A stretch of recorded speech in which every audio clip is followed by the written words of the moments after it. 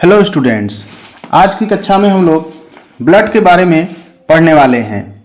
Blood को हिंदी में रुधिर या रक्त हम कहते हैं। इसे खून भी कहा जाता है।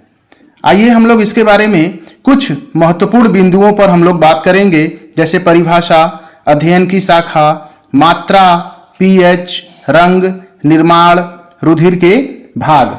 तो चलिए एक एक करके हम लोग इन पॉइंट्स को हम लोग ब्लड से रिलेट करते हैं। तो सबसे पहले हम लोग परिभाषा की अगर बात करें ब्लड के, तो हम यह परिभाषा दे सकते हैं कि रुधिर एक तरल संयोजी ऊतक होता है। रुधिर एक तरल संयोजी ऊतक होता है। बच्चों, रुधिर को एक तरल संयोजी ऊतक कहा जाता है। क्यों कहा जाता है यह हम समझ लेते हैं। तीन शब्द इसमें आपको मिले, तरल, संयोजी और ऊतक। तो तरल का मतलब द्रव से होता है, सभी ने रुधिर को देखा हुआ है। यह लिक्विड स्टेट में होता है, तो वहां से यह तरल शब्द आ गया। संयोजी ऊतक आपने कक्षा 9 में पढ़ा होगा बहुत अच्छे से। तो संयोजी ऊतक एक ऐसा ऊतक होता है जो हमारे शरीर के विभिन्न अंगों को जोड़ने का या कनेक्ट करने का काम करता है। और ऊतक शब्द आप सभी लोग भलीभांति परिचित हैं कि कोशिकाओं का ऐसा समूह जो कार्य और संरचना में समान होता है, उसे ऊतक कहते हैं। तो रुधिर एक तरल संयोजी ऊतक होता है। अब हम लोग बात करेंगे अध्ययन की शाखा की, कि रुधिर के अध्ययन की शाखा को हम लोग क्या कहते हैं। बच्चों, रुधिर के अध्ययन की शाखा को रुधिर विज्ञान कहते हैं। इसे इंग्लिश में हीमेटोलॉजी कहते हैं। हीमेटोलॉजी या रुधिर विज्ञान कहते हैं। विज्ञान की वह शाखा या जीव विज्ञान की वह शाखा जिसके अंतर्गत हम रुधिर का अध्ययन करते हैं, रुधिर विज्ञान या हीमेटोलॉजी कहलाती है। ठीक है, तो अभी हमने परिभाषा और अध्ययन की शाखा पर हमने देखा। अब हम बात करते हैं मात्रा की, कि शरीर में रुधिर की कितनी मात्रा होनी चाहिए। तो एक स्वस्थ व्यक्ति के शरीर में लगभग उसके भार का 7 से 8% रक्त होना चाहिए। जैसे अगर आपका वेट 70 केजी है, तो बच्चों जैसे अगर कोई आदमी 70 किलो का है, तो 70 का अगर हम 8% निकालते हैं तो 5.6 आता है। तो यहां पर हम इसको कंसीडर करेंगे लीटर में। ठीक है ना, तो 5.6 लीटर ब्लड इसके शरीर में 70 किलो के आदमी में होना चाहिए, यानी 5 लीटर 600 मिलीलीटर। ठीक है ना। अब जैसे कि अगर हम स्वस्थ पुरुष की बात करें, तो पुरुषों के शरीर में, स्वस्थ पुरुष के शरीर में लगभग 5 से 6 लीटर ब्लड होना चाहिए, और स्त्रियों में 4 से 5 लीटर ब्लड होना चाहिए। ठीक है ना। तो ये हम ब्लड के मात्रा पर हमने बात किया। अब हम बात करेंगे रक्त के पीएच पर, कि इसकी प्रकृति कैसी होती है, पीएच कितना होता है। तो रक्त का पीएच 7.4 होता है। ठीक है ना, यानी कि इसकी प्रकृति की अगर हम बात करें तो यह क्षारीय प्रकृति का होता है। ठीक, आप सभी ने पीएच पढ़ा हुआ है।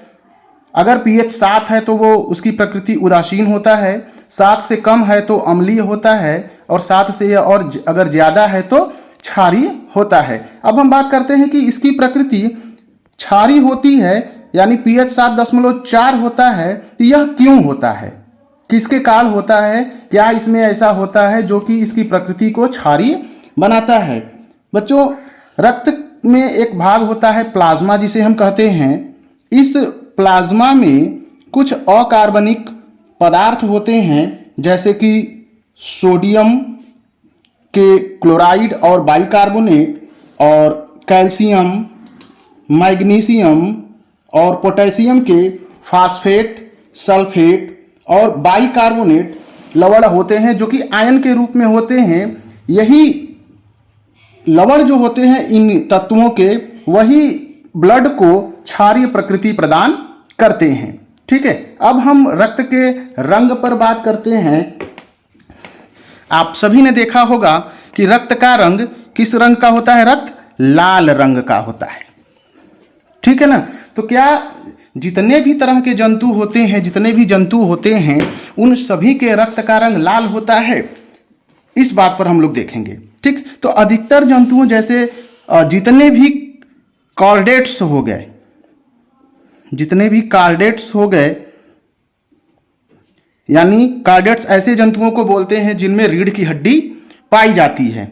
ठीक है ना? उन सभी में रक्त का रंग लाल होता है। और जितने भी नॉन कार्डेट्स होते हैं उन सभी के रक्त का रंग लाल नहीं होता है, लेकिन एनेलिडा एक संघ होता है,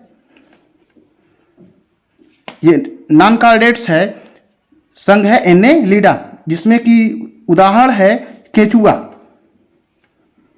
अर्थवर्म जिसको बोलते हैं। ठीक है ना? तो नॉन कार्डेट्स में एनेलिडा संघ का जंतु है एक केचुआ, उसमें रक्त का रंग कैसा होता है? लाल होता है। ठीक, अब हम बात करते हैं कि लाल रंग किसके कारण होता है। तो लाल रंग बच्चों हीमोग्लोबिन के कारण होता है। हीमोग्लोबिन के कारण होता है, यह आरबीसी में होता है और इसी के कारण रक्त का रंग लाल होता है। ठीक, तो हीमोग्लोबिन के कारण तो रक्त का रंग लाल होता है, लेकिन हीमोग्लोबिन के अंदर एक तत्व होता है आयरन, लोहा, जिसका सिंबल होता है Fe। तो यही आयरन जो है जिम्मेदार होता है लाल रंग के लिए। ठीक, ब्लड में आरबीसी होती है, आरबीसी के अंदर हीमोग्लोबिन होता है और हीमोग्लोबिन में ये आयरन होता है, और यही आयरन रक्त को क्या रंग देता है? लाल रंग देता है। ठीक, अब कुछ ऐसे भी जंतु होते हैं जिसमें रक्त का रंग लाल नहीं होता, उनके रक्त का रंग होता है ब्लू या नीला। ठीक, तो उनमें क्या होता है कि उनमें हीमोग्लोबिन न होकर एक दूसरा पदार्थ होता है जिसे हम हीमोसाइनिन कहते हैं। हीमोसाइनिन, हीमोग्लोबिन के स्थान पर कुछ जंतुओं में हीमोसाइनिन नाम का पदार्थ होता है, और इस हीमोसाइनिन में कॉपर होता है। यही कॉपर रक्त के रंग को क्या करता है? नीला करता है। अगर नीले रंग वाले जंतुओं का उदाहरण देखें तो कुछ जंतु हैं जिन्हें कि हम क्रस्टेशियंस कहते हैं और मोलस्का। ठीक है, तो क्रस्टेशियंस जो है ये आर्थ्रोपोडा संघ का एक क्लास है और मोलस्का एक संघ है। क्रस्टेशियंस में जो जंतु आते हैं जैसे कि केकड़ा हो गया, ठीक है, और मोलस्का में जैसे कि घोंगा, ऑक्टोपस। ठीक, तो इन जंतुओं का जो रक्त है का रंग है वो नीला होता है। क्यों होता है? क्योंकि उनमें हीमोसाइनिन नाम का पदार्थ होता है जिसमें कॉपर होता है, वो रक्त का रंग नीला प्रदान करता है। और जितने भी कार्डेट्स हैं और केचुआ है उनमें हीमोग्लोबिन होता है जिसमें कि आयरन होता है, इसलिए उनके रक्त का रंग लाल होता है। एक एनिमल बच्चों होता है कॉकरोच। ठीक है ना?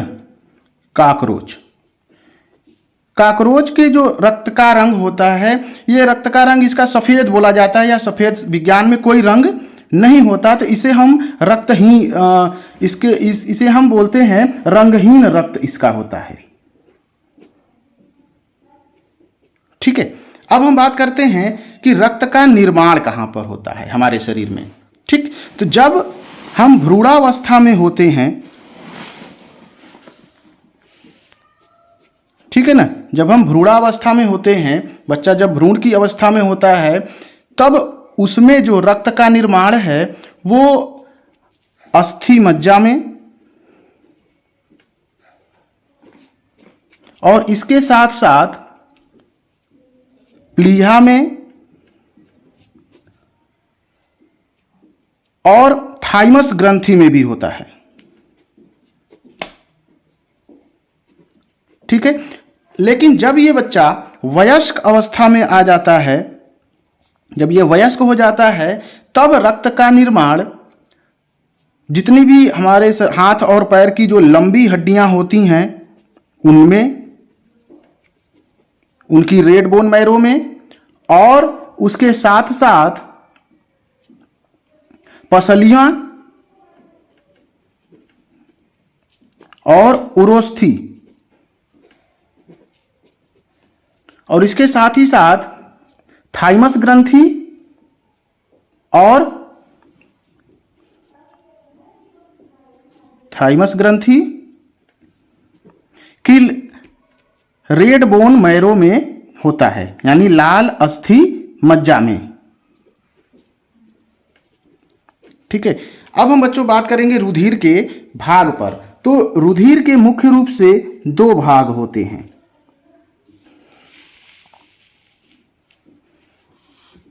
एक भाग होता है प्लाज्मा, ये पूरे रक्त का 55 से 60% होता है, और दूसरा है भाग जो होता है जिसे हम रुधिराणु या इंग्लिश में ब्लड सेल्स या ब्लड कार्पसल्स भी बोलते हैं। ठीक है, ये ब्लड का 40 से 45% होता है। ठीक, तो प्लाज्मा में मुख्य रूप से जल और कुछ पदार्थ होते हैं। जल 91% और कुछ पदार्थ जो होते हैं वो 9% पदार्थ होते हैं। इन पदार्थों में कुछ अकार्बनिक पदार्थ और कार्बनिक पदार्थ होते हैं। अकार्बनिक और कार्बनिक पदार्थ होते हैं। ठीक है ना। और रुधिराणुओं में मुख्य रूप से 3 प्रकार के रुधिराणु होते हैं, जिन्हें आरबीसी, डब्ल्यूबीसी और प्लेटलेट्स कहते हैं। ठीक है ना। अकार्बनिक पदार्थों में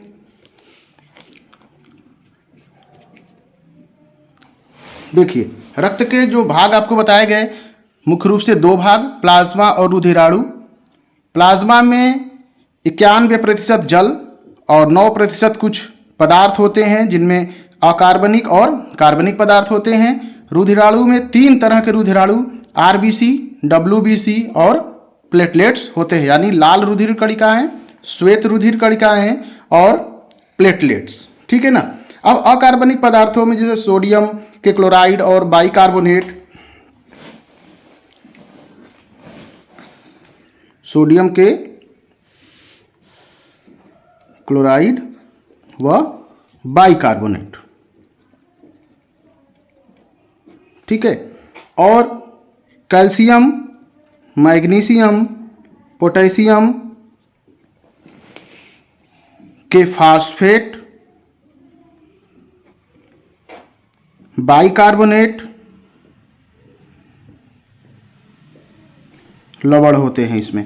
और कार्बनिक पदार्थों में मुख्य रूप से कुछ प्रोटीन होते हैं, जिन्हें हम प्लाज्मा प्रोटीन कहते हैं।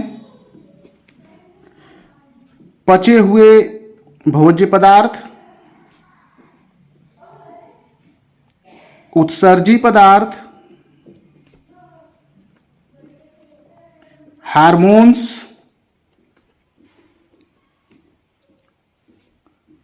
और प्रतिजामन, ये पदार्थ होते हैं। और आरबीसी का कोई प्रकार नहीं होता, एक ही प्रकार का होता है। डब्ल्यूबीसी की अगर हम प्रकार की बात करें तो मुख्य रूप से 2 प्रकार के डब्ल्यूबीसी होते हैं, एक कणिकामय और दूसरा कणिका विहीन।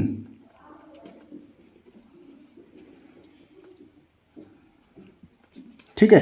कणिकामय डब्ल्यूबीसी 3 तरह की होती हैं, जिन्हें हम एसिडोफिल्स, बेसोफिल्स और न्यूट्रोफिल्स कहते हैं। यानी 3 तरह की कणिकामय WBC और कणिका विहीन 2 तरह की WBC होती हैं। एक को हम बोलते हैं लिम्फोसाइट और दूसरे को हम बोलते हैं मोनोसाइट। तो ये बच्चों ब्लड के प्रकार हैं, इतने कंपोनेंट्स ब्लड में होते हैं। अगली वीडियो में हम लोग प्लाज्मा के इन पदार्थों के बारे में डिटेल में और रुधिराणुओं के बारे में यानी RBC, WBC और प्लेटलेट्स और रक्त के कार्य, इसके बारे में हम दूसरे पार्ट का जो वीडियो हम बनाएंगे उसमें हम लोग इनको डिटेल्स में पढ़ेंगे। ठीक है ना बच्चों। तो आज हम एक बार और वीडियो को समराइज कर देते हैं क्या क्या हमने पढ़ा। रक्त की परिभाषा हमने देखा, रक्त के अध्ययन की शाखा, रक्त की मात्रा कितनी होती है शरीर में, रक्त का pH और प्रकृति क्या होती है और क्यों होती है, रक्त का रंग कैसा होता है और क्यों होता है, रक्त का निर्माण भ्रूणावस्था में और वयस्क में कहाँ पर होता है शरीर में, और रुधिर के भाग के बारे में हमने बात किया बच्चों। अगर ये बच्चों वीडियो आपको अच्छा लगा हो, आपके लिए यूज़फुल हो, तो वीडियो को लाइक और शेयर जरूर करिएगा और चैनल को जरूर सब्सक्राइब करिए, जिससे इस तरह का वीडियो यूज़फुल वीडियो आपको मिलता रहे। बहुत बहुत धन्यवाद।